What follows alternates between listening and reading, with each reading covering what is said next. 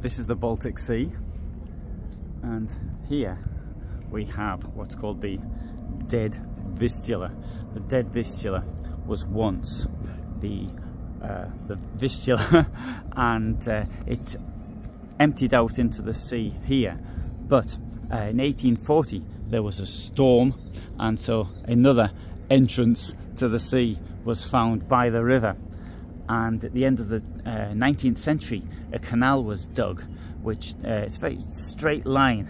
You can see the Vistula then comes out into the Baltic Sea to the east of Gdansk, and it's called the Dead Vistula because it's not actually connected. Not exactly connected, it's sort of a little bit connected. There is water that comes into it, but via pumps, and but it's amazing that such a large river, considering it's a very, very short one. Now, what we have here is the Westerplatte peninsula, and that played a somewhat important part at the very beginning of the Second World War. One can see the Deutsche Wochenschau from the end of August, and it actually shows Polish soldiers here filmed from boats in the river, and they were guarding the Westerplatte. Now, this was all part of the Free City of Danzig. It was created after First World War in order to give Poland an access to the sea. It wasn't granted to Poland as the Polish delegation wanted, because the population was overwhelmingly German. Indeed, there were two massive protests when people found out that Gdansk or Danzig was to become a free city, and in one, indeed, there's over 100,000 people protesting. So in a population of 360,000, including absolutely everybody, including people in the villages and all the rest of it, that's a huge amount of people. Anyway, so new state of Poland had to be given access to the sea. That was one of Wilson's 14 points, and so this became a so-called free city. And access to the sea, however, was granted. And if I come round and turn round up here, we can see that Polish border was somewhere over in that direction. So that bit there, that was Poland. Now, there was in 1920, Poland was at war with the Bolshevik, what was to become Soviet Union. It wasn't quite the Soviet Union yet, but it was to become the Soviet Union, and the arms supplies were coming to Poland, but the dockers here in Danzig didn't want to unload weapons that were going to Poland to fight the Bolsheviks. Now, we all know what the Bolsheviks actually did, but we didn't know then. And so Bolshevism actually represented something positive for the future at that time. But it wasn't just the dockers here. I need to point out that even the head of the British Transport Workers Union said he thoroughly sympathised with the dockers that went on strike.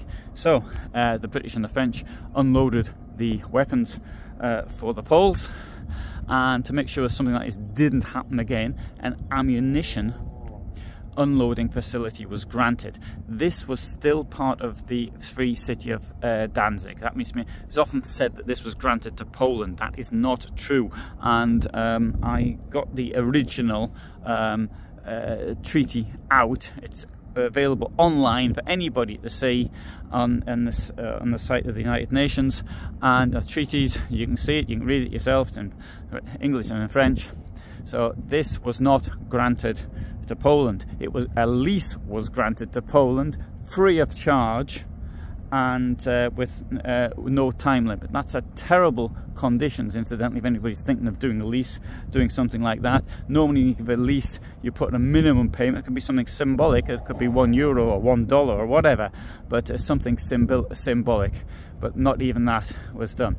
Anyway, that apart, this area here of land was granted to Poland. There were limits on the amounts of troops that could be kept here, and it needs to be pointed out that it was the Polish government which actually broke these terms by stationing more troops on here, and that happened even the first time, it happened even before Nazis came to power. And now when the danger to Gdansk became absolutely obvious, threatened by Nazi Germany, then it was reinforced, and that's more understandable. But why this tried provoking in earlier times when there wasn't much danger, then that is less understandable.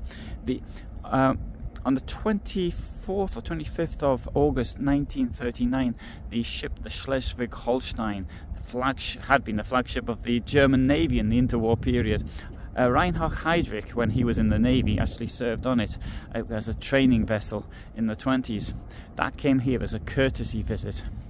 And when Nazi Germany didn't start World War II, as was planned, on the 26th of September 1939, after the British guarantee to Poland, the Schleswig-Holstein stayed on a few more days to see if its services would be required, and indeed they were, because on the 1st of September 1939 it opened fire on the Polish garrison that was held on this peninsula here. Now actually, when you look at it from this angle, it seems to be quite big. It looks even bigger because there's a mound there, and that mound makes it seem even bigger, but it wasn't like that before. The mound was built after the war. And here, this was the place where ammunition used to be unloaded on that side. Now the population had been evacuated from this side so that they didn't get caught in any crossfire. Indeed, there's a lighthouse down there, and you can there's still the marks where rounds hit it. You can still be seen. So I'll walk down here. So the Schleswig-Holstein is often said to have been the first shots of World War II. They weren't. The first shots were fired in a place it's now called Szymanowo, Simonsdorf, where the local Poles who worked for the Polish railways there in the free city of Gdansk were murdered by terrorists operating mainly out of Germany, but some of them were local terrorists as well. But terrorist is absolutely the correct word in a case like this. They weren't operating in uniform, and there wasn't any declared war.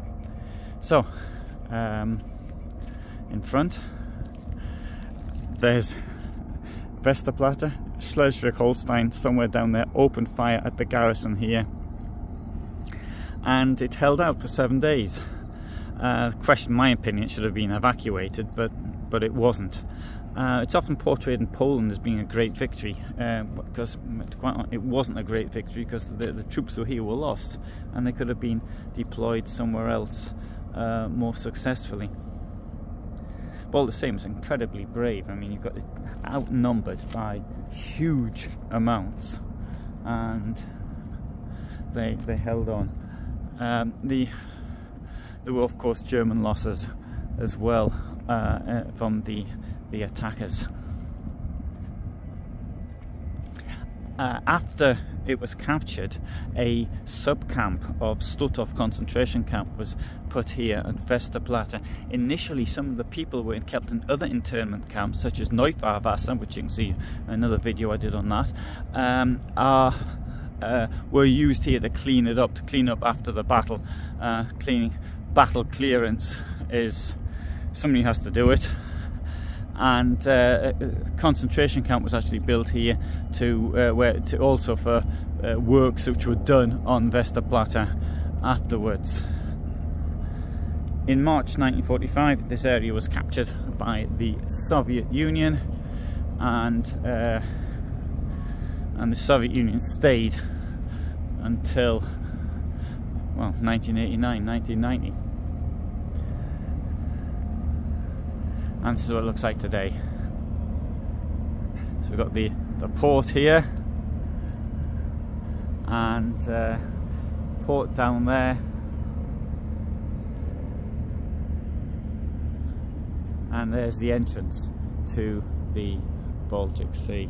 So quite outstanding for me anyway. I really like coming here. I mean, to be here in summer, well, it's summer now, it's August, and it's a really wonderful location. Lots of things related to history, and so I'll do a longer video on this subject, which you can see, and so thanks so much for watching, and hope you found that interesting. And oh, there you see Gdynia up there. It's straight ahead. You can tell by this very big building that was built recently. I think it's Sky Tower. I think that's what it's called anyway. And it was construction of Gdynia was done inside Poland by the Polish government at great cost, because after the strike of the Gdansk port workers, they realized that they couldn't rely in times of war on the port workers in Gdansk, and that must have caused a great deal of suffering for the port workers themselves. Not only was their natural hinterland gone, but then there was a competing port. Added to that, you've got the what happened to world trade, particularly at the beginning of the 30s, which went right down. So it's not a surprise in a way that there was people went to the extremes, particularly national extreme, and the Nazi party won the elections in Gdansk in May of 1933, so it actually controlled the Gdansk parliament. It never won the elections anywhere in Germany. The best vote it ever got was 37%, but here it actually won an outright victory. So it's the only place where Hitler ever won. They won the 1935 elections as well, but they were clearly fraudulent. But there was nothing fraudulent, as far as I can see, on the 1933 elections. Good. So here's a boat coming into port. So thanks for watching.